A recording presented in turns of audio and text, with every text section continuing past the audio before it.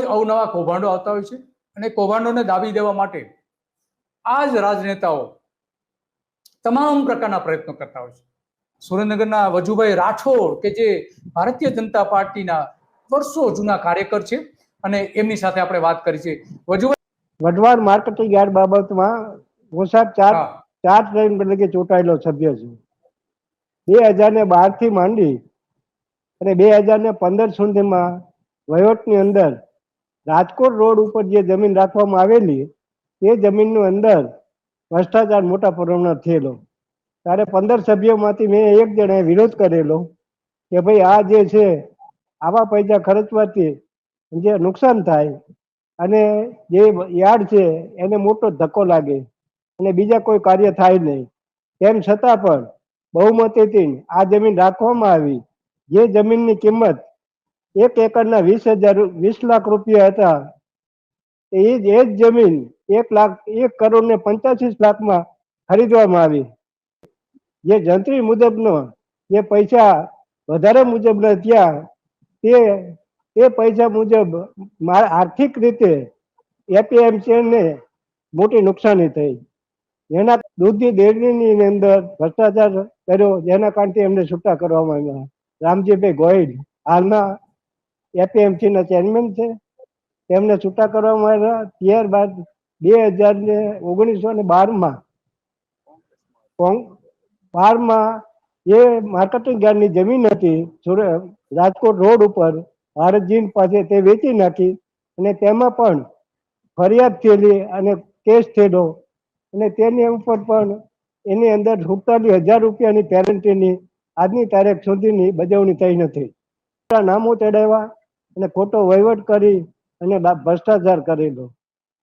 ઝાલાવાડ જીનનો છે કે જે જીનની અંદર ઘણા ટાઈમથી આ બંધ હતું અને મંડળીનું વિસર્જન થઈ ગયું હતું.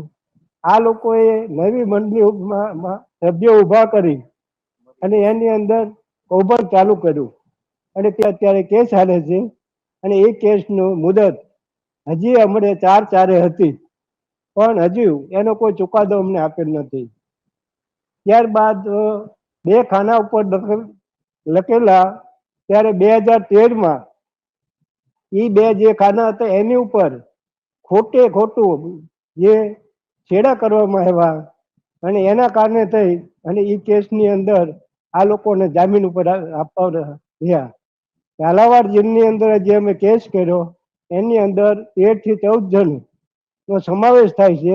એ લોકો અત્યારે એમને હુકમ છે પકડવાનો પણ આર્થિક રીતે રાજકીય પ્રશ્નોના કારણે એની બજવણી થવામાં આવેલી નથી. અત્યાર સુધીમાં 20 વર્ષના કાર્યક્રમની અંદર એપીએમસીની અંદર ખેડૂતને લગતું એક પણ કાર્ય કરવામાં આવ્યું નથી. પરંતુ ખેડૂતોની જમીન વેચી અને લેવી આ વિષય જ્યાં પૈસા હોય ત્યાંથી આપણે કેવી રીતે કાઢી લેવા પૈસા આ સિવાય આ લોકોએ કંઈ કર્યું નથી. પરંતુ વાત એ છે કે ખેડૂતોએ જો પૈસા ભેગા કર્યા છે 2% કાઢી અને એના ઉપરથી આ માર્કેટ યાર્ડ બનાવેલા હોય છે. આ ખેડૂતના પૈસાનું છે. સરકારે આમાં કોઈ પણ પ્રકારની સહાય આપેલી હોય એવું મને જણાતું નથી અને એટલા માટે થઈ અને ખેડૂત માટે થઈ એક ખેડૂત સભ્ય તરીકે આપણી સાથે હું આ વાત કરી રહ્યો છું કે જેથી જે ખેડૂતોને સુધી આ વાત પહોંચે અને ખેડૂતોને એમ થાય કે આ ખોટું થઈ રહ્યું છે અને એ જ પ્રમાણે એમની સાથેના જે માણસો છે તે સાથે લઈને ફરે છે. સાથે લઈને ફરે છે એટલે એનો અર્થ એવો થાય છે કે વઢવાણની અંદર આમના સિવાય કોઈ બીજા કોઈ કામ કરી શકે નહીં. હાલમાં 2012 ને 13ની અંદર આ લોકો કોંગ્રેસમાં હતા અને કોંગ્રેસની અંદર આ ભ્રષ્ટાચારનો જ્યારે ઉકારો થયો ભાજપ આવ્યા પછી અને એ લોકોએ તરત જ તે મંત્રી સાહેબની ભલામણથી અમારા ધારાસભ્યને સાથે રાખી અને એ લોકો ભાજપમાં ભર્યા. ભાજપમાં ભર્યા પછી પણ જે એમની ગતિ હતી ભ્રષ્ટાચારની એ આજની તારીખ સુધી ચાલુ જ રહી છે અને જો આને રોકવામાં નહીં આવે તો ભાજપની આવી સારી પાર્ટી અને જે માણસો માની રહ્યા છે કે આની અંદર ખોટું ન થાય અને આ લોકો ઉપરથી એવું જાણવા મળે છે કે કોઈ પણ પાર્ટીએ કોઈ પણ વ્યક્તિ આમની સાથે રહી અને આમનો બચાવ કરી રહી છે.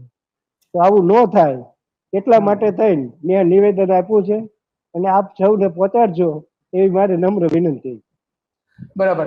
તો હવે આ બધા જે કૌભાંડો કરનારા છે એ કોણ કોણ છે? એપીએમસી છે, આ જમીન છે, પછી સુરેન્દ્રનગર જે બધા રામજીભાઈ ગોહિલ અને રાયમલભાઈ ગોવિંદભાઈ ચાવડા અને બાકી એમની ટીમ આની અંદર સામેલ છે. લગભગ આમાંથી 12 થી 13 જણાની હોય. અમારે 15 જણાની કંપની માર્કેટિંગ યાર્ડની 15, એમાંથી 14 જણા એમના અને હું એક વિરુદ્ધમાં હતો. એટલે તમે લડી રહ્યા છો આ લોકો સામે? આ લોકોની સાથે સાહેબ મારે એવું જ કહેવાનું છે કે જે પાર્ટી લડી રહી છે એ 4 અક્ષર ઉપર લડી છે. બતાવે છે બે આંગળા બતાવી અને રામ રામ ના વેર આપશે, પણ હિન્દુને ભૂલી જાય છે કે ભાઈ 4 અક્ષરના તો ઉપર તમે હાલો છો. રામ અયોધ્યામાં નથી, પણ ગામડે ગામડે રામ મંદિર બંધાયેલા છે. પણ 1947 પછી આ લોકોએ કોઈ પણ ગામની અંદર રામ મંદિરની અંદર રિનોવેશન કરવા માટે પૈસા ફાળવેલા નથી. બાકી મોટા મોટા જે મંદિરો છે ત્યાં 5-5 કરોડ રૂપિયા 10-10 કરોડ રૂપિયા આપી દે છે. પણ જે ગામડાઓના રામ મંદિરો છે એની અંદર આ લોકોએ પૈસા વાપરેલા નથી. બીજું એકેય ગામની અંદર સ્મશાનની કોઈ પણ સગવડતા નથી. તેમાં પણ તાલુકા પંચાયત તરફથી કોઈ પૈસા વાપરવામાં આવેલ નથી. પૈસા હતા વીમાના, એ વીમાના પૈસા સરકારે ન ચૂકવા અને અત્યાર સુધી હજી વાયદા એને હાલે છે. હજુ વાયદા ચાલે છે. વાત તો સાચી છે. પૈસા વીમાના લઈ લીધા છે. હા. અને અત્યારે આ સરકાર છે એ ઉપલા લેવલ ઉપર જાય છે અને નીચલું જે લેવલ છે એને દબાવતા જાય છે. આજ મોંઘવારી તો શું છે, જેની પાસે છે એને કોઈ મોંઘવારી નથી નડતી, પણ એમને જયારે તૂટો પડે ત્યારે ગમે તે વસ્તુની ઉપર ભાવનો વધારો કરી નાખે છે અને એની ઉપરથી પૈસા પાછા થાય. આ માર છે એ જે મધ્યમ વર્ગથી માંડી અને નીચેના વર્ગના માણસો સુધી આનો માર પડે છે અને ધીરે ધીરે જે ગરીબ છે એ ગરીબ થતો જાય છે અને અમીર છે એ અમીર થતો જાય છે. આ જે બધો મારા પ્રશ્નો છે એ તમારી સાથે મેં ખુલાસાબંધી વાત કરી અને રજૂઆત કરી છે અને આની અંદર તમે અમને પૂરો સહકાર આપશો એવી અમે આશા રાખી. હા, ના, કોઈ સવાલ નથી. પેલો જે તમે પત્ર જે લખેલો છે આ 16 મુદ્દા વાળો, એ છે તમારી પાસે? તો બતાવશો કેમેરા સામે?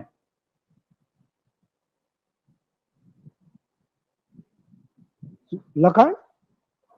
હા, પત્ર જે લખેલો લખાણ છે. તો હા, છે અમારી પાસે. હા, તો એ કેમેરા સામે બતાવી શકશો પત્રો તમે? લખેલા છે. હા, તું બતાય. અચ્છા, આ પત્ર લખેલો છે તમે? હા. અમારી ગણતરી એવી છે કે રત્નાકર સાહેબ અને આપણે ગૃહ કાર્યાલય ઉપર બેઠેલા સત્તાધીશો જે છે એ તમારી લડત સફળ થવા દેતા નથી કે એની ખરેખર તો એની સામે પોલીસ કાર્યવાહી થવી જોઈતી હતી, પરંતુ હજુ સુધી નથી થઈ. કોર્ટે પણ આદેશ આપેલા છે તો પણ હજુ નથી હું થઈ. સાહેબ ભ્રષ્ટાચારમાં માનતો નથી. હા. અને આ સરકારને ભ્રષ્ટાચાર સિવાય બીજું કોઈ પણ કામ કરે તો તેની ઉપર છે ને દબાણ લાવવામાં આવે અને મને કોઈ દબાણની બીક નથી. સરકારને જે કરવું એ કરે, એની સામે મને કોઈ વાંધો નથી. પણ હું એક તટસ્થ ભાજપનો કાર્યકર છું એ હકીકત છે. બરાબર. તમારો વજુભા, તમારો ખૂબ ખૂબ આભાર. તમે એકદમ સાચી વાત કરી અને ઘણી બધી તમે વાત કરી. રાજુદાનને આપો ને. રાજુદાન, તમે થોડી વાત કરો ને. રાજુદાનને આપો. આપણી સાથે જોડાઈ રહ્યા છે સુરેન્દ્રનગરના સ્થાનિક પત્રકાર અને જે એકદમ સાચું હોય એ લખનારા રાજુદાનભાઈ. એમને પણ આપણે પ્રશ્ન પૂછીએ રાજુદાનભાઈ, કારણ કે આ બધા જ અહેવાલો એમણે ઘણી વખત લખેલા છે કે જ્યાં સુરેન્દ્રનગરમાં આ કૌભાંડો ચાલે છે, આ ટોળકી જે કૌભાંડ કરી રહી છે એના સંદર્ભમાં. તો રાજુદાનભાઈ, શું આ પરિસ્થિતિ જે વાત કરી એ ઉપરાંતની તમારી પાસે, વજુભાઈએ જે વાત કરી એ ઉપરાંતની બીજી કોઈ વિગતો ખરી તમારી પાસે? જી જી બિલકુલ, કે આમાં જ્યારથી એપીએમસી એ છેલ્લા 25 વર્ષથી આ બધું ચાલુ કર્યું એમાં જે ડિરેક્ટરો હતા એમાં એક વજુભાઈ એવી વ્યક્તિ હતા જે ભાજપના સનિષ્ઠ કાર્યકર છે, કારણ કે એમને પક્ષ ઉપર ખૂબ જ માન છે કે આવું કંઈ થવા ના દેવું, અને એ એક અલગ પડી જતા હતા. ત્યારે એક પછી એક કૌભાંડ સામે તેમે વાંધો ઉઠાવ્યો કે ભાઈ ખેડૂતો માટે એપીએમસી છે, તો ખેડૂતોને ન્યાય મળે, ખેડૂતોને મદદ મળે એ માટે એપીએમસી છે. પણ જે આ ટોળકી જે આવી, જે કોંગ્રેસી ટોળકી હતી, અને એ ટોળકી આખી જ એક પછી એક ભ્રષ્ટાચાર કરવા માંડી, ટ્રેક્ટરના, પેટ્રોલ પંપના. તો તે વાવાઝોડું આવ્યું એમાંય મોટું કૌભાંડ કર્યું, અને બોલો. એમના જ સગાવાદ રાજધાનજી, આમાં એનો મતલબ એ છે કે કોઈ ક્ષેત્ર એવું નથી કે જ્યાં કોઈને કૌભાંડ ન કરેલું હોય. તો આ ભાજપના નેતાઓ કેમ એની સામે પગલા નથી ભરતા? પણ મોટી વાત તો એ છે કે જેને ભાજપને માટે થઈ અને પોતાના સમયનું બલિદાન આપ્યું અને સનિષ્ઠ કાર્યકર બની રહ્યા, ભાજપ સત્તા ઉપર આવે એ પહેલાના આ બધા કાર્યકરો છે, સાંભળો. અને એમને બહુ આ ભાજપને એવું થયું કે ભાજપ આ રીતે હિન્દુત્વના માટે કામ કરશે, તો છેલ્લે એમને આ ચોરાની વાત પણ ઉચ્ચારી કે તમે ગ્રામ્ય વિસ્તારમાં રામજી મંદિરનો ચોરો સારો કરવાની વાત કરતા હતા, એનું શું થયું? હવે તો ખરેખર એવું છે કે ભાજપ વિરુદ્ધ ભાજપમાં બે ભાગ પડી ગયા છે, એક સાચા કાર્યકરો અને એક જૂઠા સત્તાધીશો.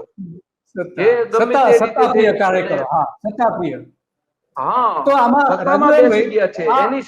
આમાં મારો સવાલ એ છે, આખી જે બધી વાત કરી એમાં આને રાજકીય રક્ષણ કોણ આપી રહ્યું છે? કોણ છે એ વ્યક્તિ ભાજપમાં કે એમને રાજકીય રક્ષણ આપી રહ્યા છે? રાજકીય રક્ષણમાં તો લાલચ છે, એને રક્ષણ આપી રહ્યું છે. કારણ કે જે ભાજપના ગદ્દારો જે કોંગ્રેસમાંથી આવ્યા અને ભાજપમાં જોઈન્ટ થયા, અને એમને પૈસાની જરૂર હતી અને ઉપરથી પૈસાની માંગ હશે, આવી રીતે ભાજપે આખું માળખું ગોઠવ્યું. હવે માળખું જે સત્યવાળા, સાચા સનિષ્ઠ કાર્યકરોનું થવું જોઈએ, ઈમાનદાર વ્યક્તિનું થવું જોઈએ, એની બદલે પૈસાના લાલચુઓનું આખું માળખું રચાઈ ગયું. હવે આ તો મોદી સાહેબ તો ઉપર વયા ગયા, નીચે શું થાય? બધા એક કોંગ્રેસીકરણ હતું એ આખું ભાજપીકરણ થઈ ગયું. હવે આ લોકો એમની સામે જ આવવા માંડ્યા, ખુલ્લે આમ ભ્રષ્ટાચાર કરવા માંડ્યા. એટલે એ એક પ્રકારે હવે તો જે ભાજપે પોતાનો ટ્રેન્ડ છે, પોતાનો ચહેરો છે, એ ભૂલી ગયા છે, અને કોંગ્રેસી ચહેરો જાણે ભ્રષ્ટાચારમાં લઈને સાથે જન્મમાં લઈને આવ્યા હોય એવી રીતે હવે અડવાણીજી, અટલજી વિસરાઈ ગયા છે. એટલે હવે જે જૂના કાર્યકરો છે, ખુલીને બોલવા માંડ્યા છે. અમિત શાહ આવી ગયા છે, મોદીજી આવી ગયા છે, વાજપેયી ને અડવાણી ભૂલાઈ ગયા છે. એટલે મોદીનો પક્ષ છે, વાજપેયીનો પક્ષ નથી. વાત સાચી છે. તો તમે ઘણી બધી વિગતો આપી રાજદાનભાઈ, અને સાચી વિગતો ત્યાં શોધી કાઢી તમે, અને આ જે તમે ત્યાં જે કૌભાંડો થયા છે એના રોજેરોજ તમે અહેવાલો પણ આપેલા છે. તો તમે પણ ખરેખર ત્યાં સુરેન્દ્રનગરના લોકો માટે સુરેન્દ્રનગર બચાવો જે ઝુંબેશ ચાલી રહ્યા છે, પર્યાવરણ બચાવો, ધરતી બચાવવાની જે વાત કરી રહ્યા છો, તો આ ધરતી બચાવવાની જ વાત છે ને, બીજું તો શું વાત છે? તો તમારો ખૂબ ખૂબ આભાર રાજદાનભાઈ, અને ઘણી બધી વિગતો તમે આપી, તમારો ખૂબ ખૂબ આભાર. તો હતા રાજદાનભાઈ, અને ત્યાંના જે ભારતીય જનતા પાર્ટીના જનસંઘ વખતથી કામ કરતા વજુભા રાઠોડ, એમણે બધી જ વિગતો કરી કે અહીંયા કયા પ્રકારના કૌભાંડો ચાલી રહ્યા છે. કોંગ્રેસમાંથી લાવેલા નેતાઓ કૌભાંડ કરી રહ્યા છે, ભાજપના નેતાઓ કૌભાંડ કરી રહ્યા છે, અને કોઈ સાંભળતું નથી તો ઠીક છે, ઉપર જે ફરિયાદો કરવામાં આવે છે તો કોઈ જ પગલા લેવામાં આવતા નથી. આ કોર્ટે આદેશ આપેલા છે કે ફરિયાદ કરો, એની ધરપકડ કરવામાં નથી આવતી. શું ચાલી રહ્યું છે આમાં બધું? હર્ષ સંઘવી, શું ચાલી રહ્યું છે? કઈ સમજ નથી પડતી. આપણા ગૃહપ્રધાન દેશના ગૃહપ્રધાન અમિત શાહ છે, આ ક્યાં કૌભાંડીઓને શું તમે પગલા ભરી રહ્યા છો? ભૂપેન્દ્ર પટેલ રોજ બુલડોઝર લેવા માટેના અધિકારીઓને આદેશ આપે છે અને ગરીબોના મકાનો, ઝૂંપડાઓ તોડી નાખે છે. તો આ કૌભાંડો જે કરે છે એ કૌભાંડીઓને તો તોડો પેલા કમસે કમ. કોના કહેવાથી તમે આ બધા ઝૂંપડાઓ તોડો છો, અને કોના કહેવાથી તમે આ લોકોની સામે પગલા નથી ભરતા? એ જરા સ્પષ્ટતા કરો. તમારી પાસે અપેક્ષા રાખે છે ગુજરાતની જનતા. નરેન્દ્ર મોદી પણ આ બધું જાણતા જ હશે, એમાં તો કોઈ સવાલ નથી. એની પાસે બધી વિગતો હશે. એ પણ મૌન બેઠા છે આ બધા ભ્રષ્ટાચારીઓ સામે. શું કરી રહ્યા છે નરેન્દ્ર મોદી? આપણા દેશના વડાપ્રધાન બનાવ્યા છે, ગુજરાત જ વડાપ્રધાન બનાવ્યા છે. હવે કોંગ્રેસના રાહુલ ગાંધી ગુજરાતમાં આવી રહ્યા છે. તમારા દિવસો પૂરા થાય એ પહેલા તમે કંઈક પગલા ભરો, નહીતર આ જ લોકો તમને ડૂબાડશે. સુરેન્દ્રનગર ગુમાવવું પડશે, સુરેન્દ્રનગરની સાથે સાથે બીજા એક પછી એક જિલ્લાઓ ગુમાવવા પડશે. જો આ રીતે તમે વહીવટ કરશો તો જ રાહુલ ગાંધીને આમાં સફળતા મળશે. આવા બધા કૌભાંડીઓના કારણે, કારણ કે કોંગ્રેસના કૌભાંડીઓ હતા એ ભાજપમાં આવી ગયા છે, એટલે હવે કોંગ્રેસ તો શુદ્ધ અને પવિત્ર થઈ ગઈ છે એવું માનવામાં આવી રહ્યું છે. એના જ નેતાઓ કહી રહ્યા છે. તો સહન કોને કરવું પડશે? ગુજરાતની જનતાએ કરવું પડશે. અને ભારતીય જનતા પાર્ટી માટે હવે મોટો પડકાર ઉભો થયો છે. રાહુલ ગાંધીએ મોટો પડકાર ઉભો કર્યો છે. જો નહીં સુધરે તો ચોક્કસ હવે આ મોટી હારનો સામનો કરવો પડશે ભારતીય જનતા પાર્ટીએ. સુરેન્દ્રનગર તો આ એક ઉદાહરણ છે. આવા દરેક જિલ્લાઓમાં આ જ પ્રકારે થઈ રહ્યું છે. તો આ જ વાત આજે